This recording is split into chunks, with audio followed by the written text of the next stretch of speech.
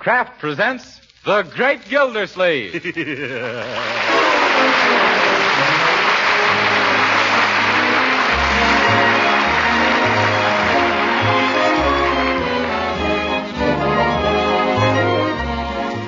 Each week at this time, Kraft presents from Hollywood, California, Harold Peary as The Great Gildersleeve, written by Leonard L. Levinson.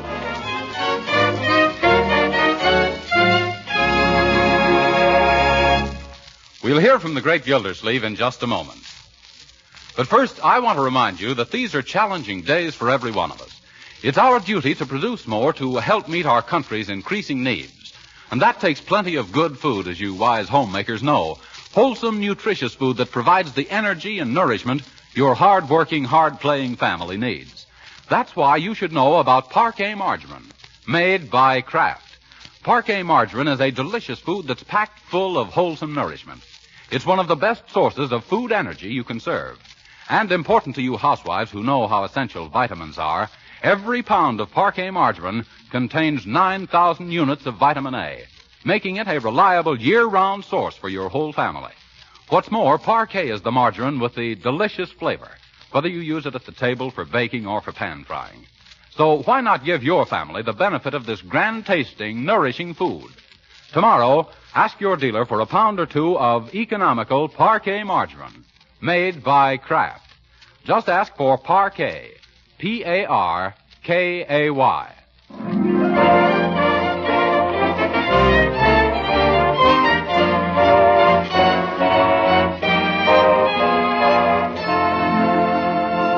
And now let's visit our friend, the Great Gildersleeve.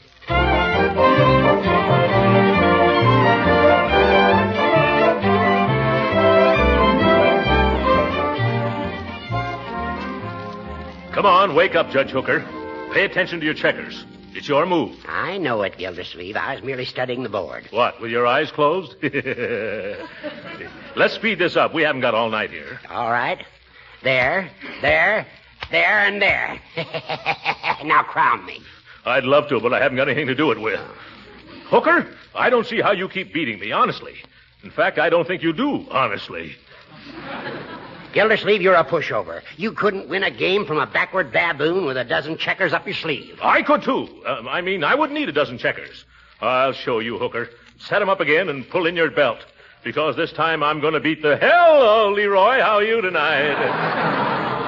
Hi, Uncle Mort. Hello, Judge Hooker. Leroy? Say, Unc, can I... Can you what, Leroy? Well, I hate to keep pestering you about it, but can I see the circus tomorrow afternoon? Not unless they happen to pitch the tent in the front yard of the Peter B. Flugelhammer Junior High School.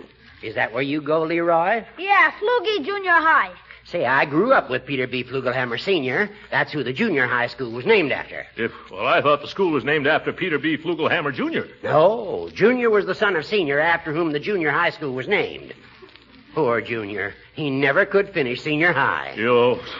But, gee, Uncle Mort, could you call up school and ask if I could skip tomorrow? I did, Leroy. I even went so far as to predict that you wouldn't be feeling very well tomorrow. What did they say? They told me that an excuse for illness while the circus is in town must be accompanied by a note from your doctor. Shucks, that's a heck of a note. Yes. Well, there's no use grousing, young man. Remember, school must come first. Now, sit down and get started with your homework. Yes, Leroy, your homework, that's the thing that's going to count in later life, not going to the circus. I don't think so, Judge.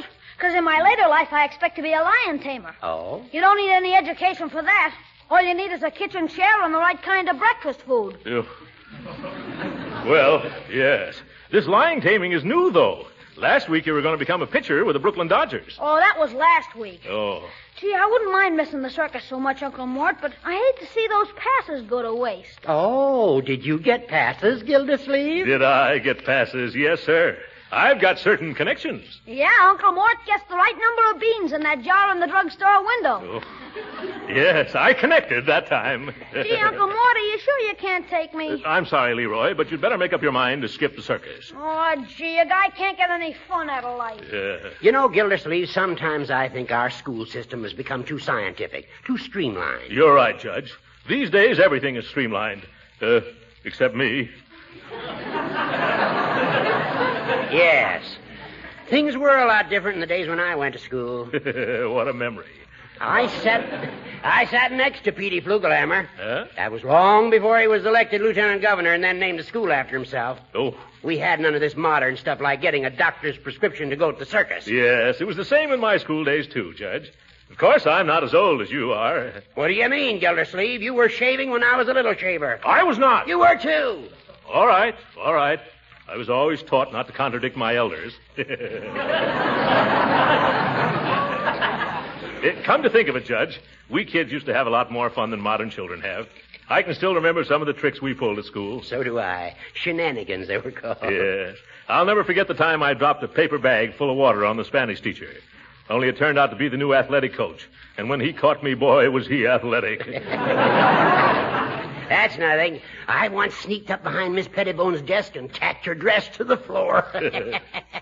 Kids don't do a thing like that these days. Yeah, kids can't do a thing like that these days.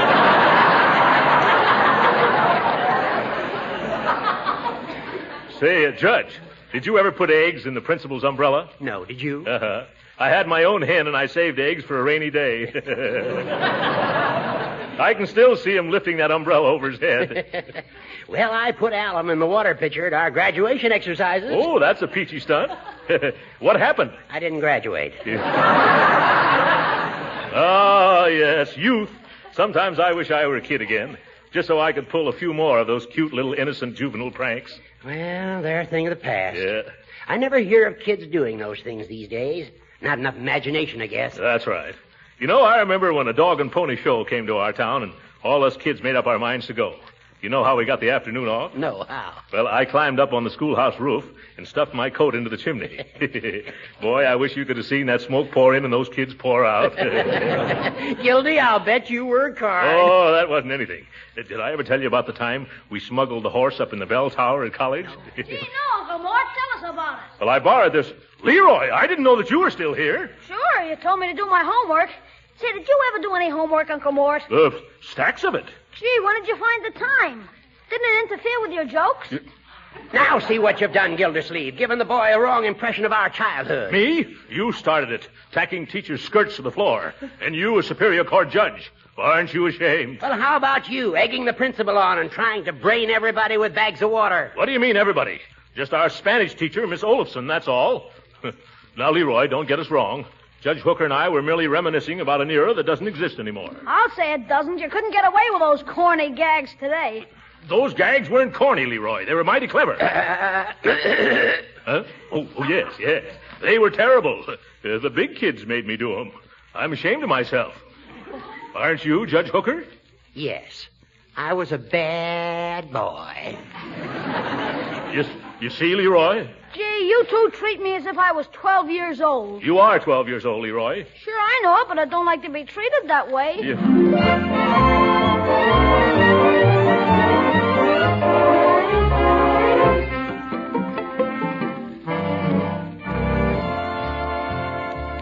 You'll have to hurry, Marjorie, if you're going to the circus with me. I'm almost ready. What's the rush, Uncle Mort? Well, I'd like to get there on time for once. No matter when I start, it seems I always arrive in time to get caught in the opening procession.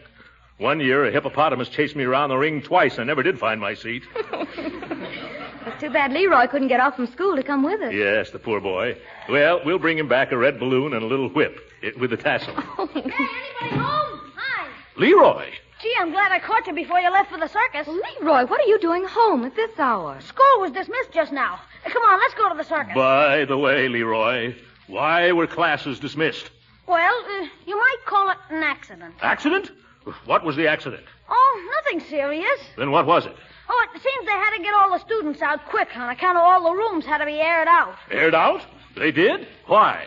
Well, nobody knows for sure exactly, but the general opinion is that somehow or other, a skunk got into the air conditioning system. Oh!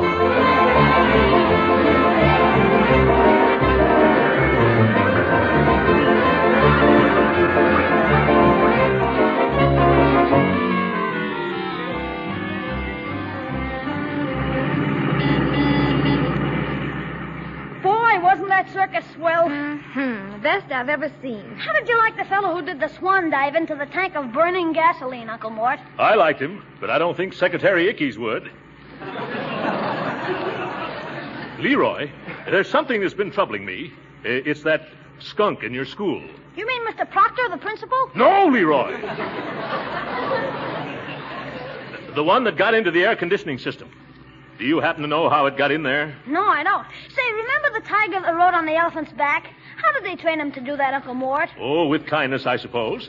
Leroy, did you happen to have anything to do with it? With the tiger, Uncle Mort? No, the skunk. That wasn't a skunk, Uncle. It was a tiger. Tigers and skunks have different kinds of stripes. I know they have. I'm talking about school. But, I've been thinking. Isn't it a strange coincidence that this accident occurred on the day the circus came to town? Yeah, funny, ain't it? Say, Uncle Mort, what do you think would happen if when the lion tamer had his head in the lion's mouth, the lion suddenly had a sneeze? Well, I don't think anyone would say gesundheit. Now, Leroy, I hope that nothing Judge Hooker and I said about our school day pranks caused you to try to imitate us. Oh, no, sir. You understand we were just talking about old times. Yes, sir, like Judge Hooker says. That's about all you old-timers have got left. Your memories. Yeah. What did you say?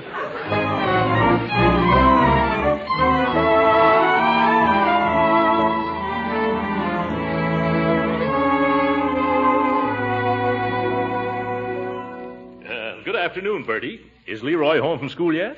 Well, let me look in the refrigerator. No, sir. Did you expect to find him in there? No, but I can tell if he's here by what ain't. Well, maybe he wasn't hungry this afternoon. That boy, why, he's nothing but appetite held together by skin and bones. Oh, what's the matter? Well, there's a lot of strange things going on at Leroy's school, and I'm afraid that maybe I'm partly to blame. How come you messing around the school? Is you one of them parents teachers? No, it's just that Judge Hooker and I were talking about some little pranks we used to play when we were in school. Little harmless things, Uh-huh. Well, Leroy happened to overhear us, and now I'm afraid he's showing us the modern versions with the chromium trimmings. Uh-huh. What makes you think little Leroy's doing fumadiddles? Well, did you read the afternoon paper? No, sir, it never gets to me till the following morning. Oh, yes. Well, I've got it right here. Listen to this. Juvenile joker startles school. Police were called early today to investigate a large, stout lady's body seen suspended from the window of Principal Pulteney Proctor at Flugelhammer Junior High School. Oh, who was it, Miss Proctor? Yes. No, but listen. Closer inspection revealed that the body was a dummy, stuffed with old football pads, wearing a green and purple silk dress size 48. Green and purple silk? Size 48? Yeah. Sounds like my Sunday go-to-meeting dress. The one that was kidnapped off the clothesline last night. Yes, doesn't it? Well, what's my dress doing in the newspaper? I don't know, Bertie. Shh, Bertie, here comes Leroy. Do you think he did it? Shh. Afternoon, Uncle Mort. Hiya, Bertie. Say, is this your old dress? That's my new dress, Leroy, and what you doing with it? Why, Piggy Banks just gave it to me. He says the wind must have blown it over into his yard. He found it under a window. Young man, isn't this the dress that was hanging out of Mr. Proctor's window this morning? You mean on the dummy that was suspended from school? Well, how could it be if it belongs to Bertie? What do you think, Bertie? I ain't saying nothing. I'm only too glad to get my dress back without paying ransom. I'm going to hide it this time. Yeah. I don't know what to do. Look, Leroy, don't think of me just as your uncle and your guardian. Think of me as your pal, your buddy. Now, if there's anything that's troubling your little mind, why don't you just come right out with it? Well, okay, Unc. There is something that's been bothering me. I understand. Go right ahead, my boy. What is it? Well, how did you ever get that horse up into the bell tower at college? Oh!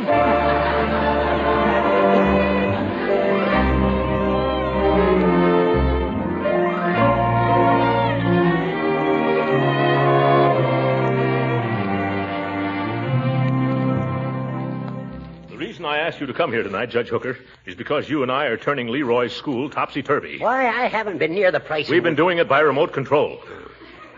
Remember how we shot off our mouths in front of Leroy about our school day monkey shines? Yes, and say, I just remembered another one. Forget it. Leroy's been up to all our old tricks. Oh, his teachers have caught him, huh? No, that kid's smarter than we were. But we got to stop him from going on with him. Well, maybe if I gave him a little lecture. Hooker, you don't understand children. That wouldn't work at all. We've got to pretend we don't know what's going on. That shouldn't be hard for you to do. When Leroy comes in, that'll be our cue to start casually chatting about the evils of practical joking. Yeah. Subtle propaganda, you know. How about it, Hooker? We can try it. Too bad this whole thing had to happen. You know, Gildersleeve, it would never have started if you hadn't opened your fat face. Me? Why, it was you that started it, you little travesty on justice. Is that so? Why, Gildersleeve, if you had the intelligence of a jackass. But no, why should I daydream? There's no use arguing with you. Why not? Because I don't argue with blubberheads. Well, I do, you blubberhead. Just because you're a judge, do you think? No, I can answer that myself. You don't think. Don't you provoke me, you big wad of wind. Oh, that settles it. I'm going to lambaste you with... Oh, excuse me, I didn't think... Come right in, Leroy. I was just telling Judge Hooker how to baste a lamb. Wasn't I, Judge Hooker? Huh? Oh, yes. Don't let us disturb you, Leroy, my boy. Go right ahead and do your homework. Just pay no attention to us. I won't. As we were saying, Judge, don't you think that juvenile delinquency often starts with some innocent boyish prank? When were we saying that? Oh, of course, Gildersleeve. Quite often a young fella starts out for a lark and winds up in a cage. How's that? Oh, Judge. Then you think that practical joking can lead to serious consequences? Surely. It starts out with a fella dipping girls' pigtails into inkwells, and then he becomes bored with that and puts firecrackers in the coal scuttle. Yes. Or water in the teacher's galoshes, and then setting them out to freeze. Never heard of that one before. Huh? That's only good in real cold weather. Well, in summertime, you can always put flypaper on all the chairs. Yes. With the words "kick me" printed on the back. Say, I did that when I was in 4th grade. You should have seen the fun at recess. You know, I used to hunt for frogs during recess and put them all in the lunchboxes. Once I made a mistake and put one in my own lunchbox. Did I tell you about the time that I snagged our principal's wig with a fish pole and then hoisted it to the top of the flagpole? Oh, boy. I wish I could have seen... Oh, my goodness. What have we been saying? Huh? Leroy, don't you pay any attention to this old... Say, where is Leroy? I don't know. You said pretend he wasn't here, and by George, he isn't. Yes, and a lucky thing, too. How did we ever get started talking like that again? I remember distinctly. You began it, Gildersleeve. Me? Why, you feeble little fuddle-headed fuddy-duddy. Smile when you say that, Gildersleeve. Smile? I'll laugh right out loud.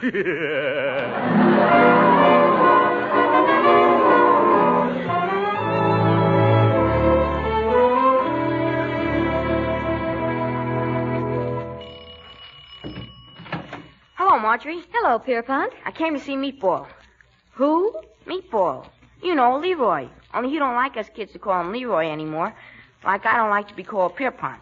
All right, Piggy. Come on in. Oh, Leroy, Piggy Banks is here to see you. Come on in the library, Pig. It's right that way. Thanks. Well, come on in. Don't be bashful.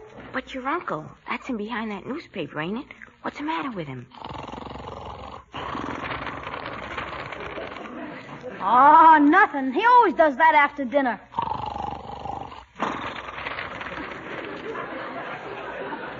He's digesting his food. Oh. Ain't we going to disturb him? No, we had roast beef and potatoes for dinner. Nothing will bother Unc for another hour at least.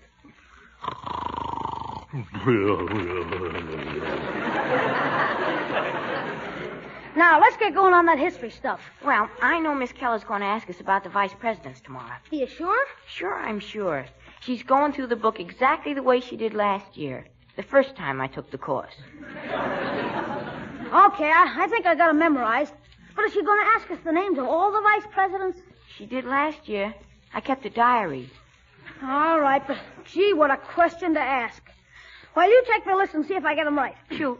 John Adams, Thomas Jefferson, Aaron Burr, Aaron Burr... You said that.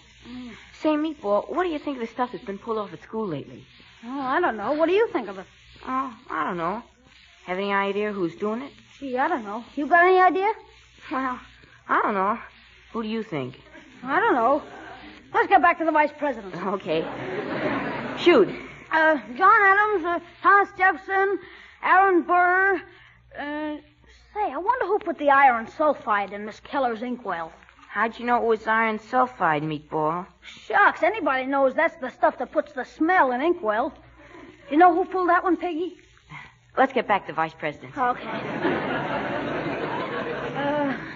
John Adams, Thomas Jefferson, Aaron Burr. I don't know what good knowing the Vice President is going to do a guy who's going to be a stuntman in the movies. I thought you were going to be a lion tamer. Well, lion taming's just one of the stunts I'm going to do. Talking about stunts, did you hear about the one somebody just pulled tonight over in the schoolyard? Which one's that? I bet you know about it already. Well, maybe I do and maybe I don't. I ain't saying. What are you talking about? Oh, about what they did to old man Flugelhammer's statue. Somebody dressed him up in a set of red flannel underwear and a corset. No kidding. Yeah. Boy, if they ever find out who did that, they'd be expelled from school pronto, I bet.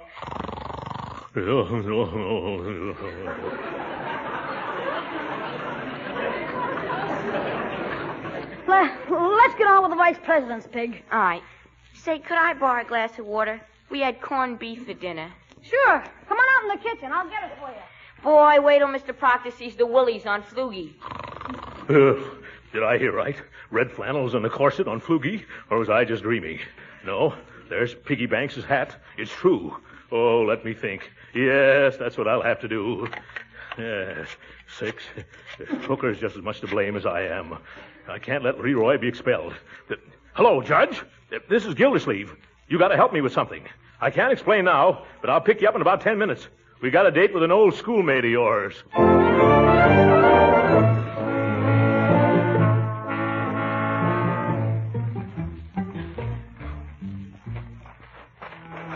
You sure this is the right part of the schoolyard? Why, of course. Not so loud, Gildersleeve. Oh. I'm a Superior Court judge. Can you picture what would happen if I'm caught? Yes, scandalous, isn't it? Oh, why do I let you get me into situations like this? Because you haven't got any more brains than I have. And where in the name of Goots and Borglum is that statue? Oops. Never mind, I found it. Yeah, that's Flugelhammer up there. Flannels, corsets, and all. Let's not hang around here all night, Gildersleeve. Come on, I'll boost you up. Well, wait a minute, I take this top coat off. All right. Yeah, that's better. All right, get down now. Upsy daisy. Oh, my poor back. You'll cave it in. Push my other foot up, Judge. I will if you take it out of my hip pocket. Yeah, there. Is that better? No. Ow, now it's in my ear. Well, in one ear, not the other. Gildersleeve, get up there. Okay.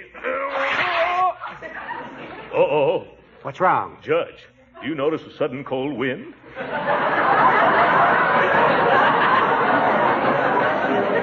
No, can't say that I do.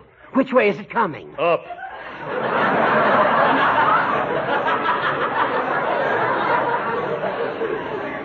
Judge, hold my feet so I won't fall. I got him. You're all right. Solid as a rock. No, you're holding Pete's feet. What? The flat-footed Flugelhammer. Yeah, that's better. Now I can get to work. I wonder where Leroy ever found this corset. Make it snappy, Gildersleeve. Who do you think you are, Gypsy Rose Lee? Yep. Okay, I've got it now. Here, catch it, Judge. Hurry up before somebody catches us. All right. Hey, Leroy must have sewn this underwear on. I never knew the little rascal could sew. How's it coming, Gildy? Just another second. Yeah. Cut out that whistling, Judge. I'm not whistling. That must be the night watchman. Oh? Come on, rip it off. Let's scram. Okay, head for the car, Judge. Hey, who's that? This way, Judge. Quit calling me Judge, Gildersleeve. Oh, I'll shoot. Don't you believe him, Gildy? Oh! Scatter, Judge, scatter. I'll meet you at the drugstore.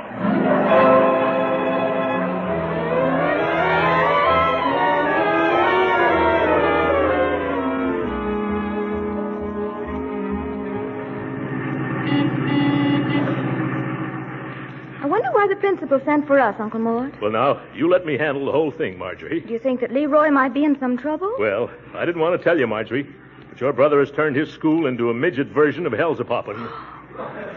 Leroy? But he had such a fine record. He had, until he heard Judge Hooker and me brag about the foolish antics we performed as children. Oh, I hang my head when I think of it. And I'd like to hang the judges, too. Oh, now, Uncle Mort, it can't be that serious. No? Well, come on. You'll see. You know, after all, boys will be boys. Leroy is just a bit high-spirited.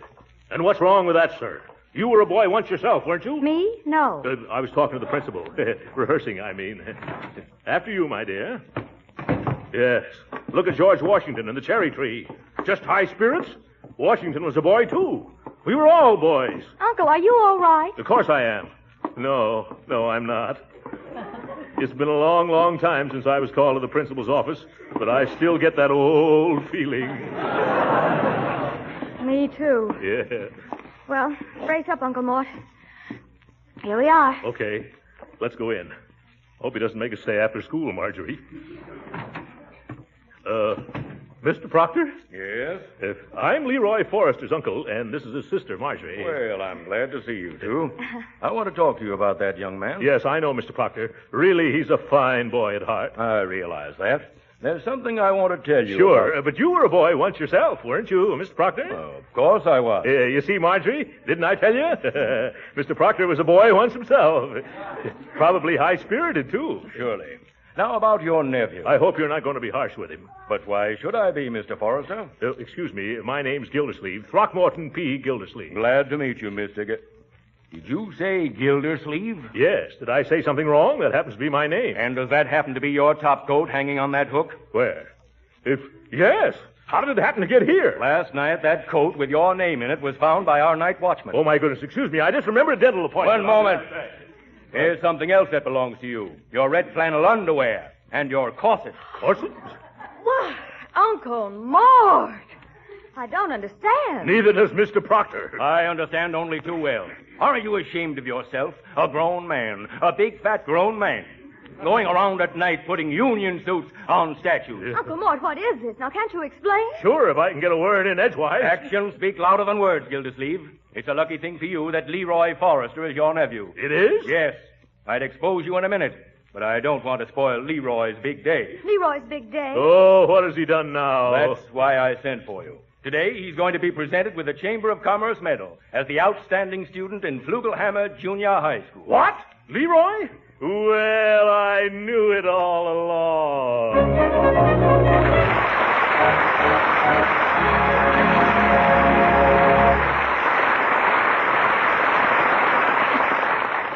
The Great Gildersleeve will be with us again in a few minutes. But right now, I want to ask you, what is the most welcome compliment a hostess can receive? Well, I'm told it's sincere appreciation of the dishes she serves, comments on the lightness of her cakes, the flakiness of her pie crust, exclamations on how downright good everything tastes. So here's a tip for you housewives. For baking that's sure to win compliments, use delicious Parquet margarine, made by Kraft. You see, Parquet margarine is a genuine flavor shortening, not a bland, tasteless fat. Yes, the same delicate, appetizing taste that makes Parquet margarine so delicious for table use gives added flavor to baked foods, too. And Parquet mixes so easily and creams so smoothly, it's really pleasant to use. Remember, too, that Parquet margarine's flavor makes pan-fried foods taste better, and it doesn't spatter or stick to the pan. And whether you serve delicious Parquet margarine at the table or use it for cooking, you are giving your family a nutritious, wholesome energy food. Remember, too, that Parquet is an excellent source of vitamin A. So give your family the benefits of this delightful, nourishing food. Serve them economical Parquet margarine tomorrow. Just ask your dealer for Parquet, Parkay. It's made by Kraft.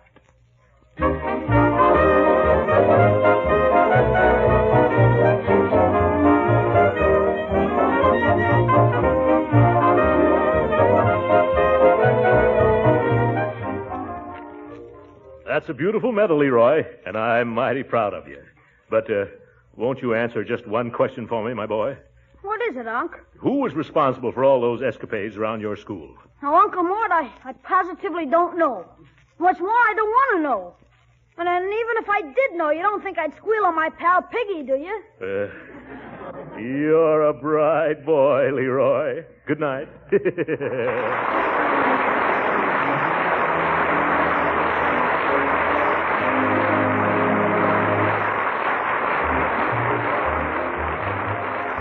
Original music heard on this program was composed and conducted by William Randolph. This is Jim Bannon speaking for the Kraft Cheese Company and inviting you to be with us again next week at this same time for the further adventures of the Great Gildersleeve. This is the National Broadcasting Company.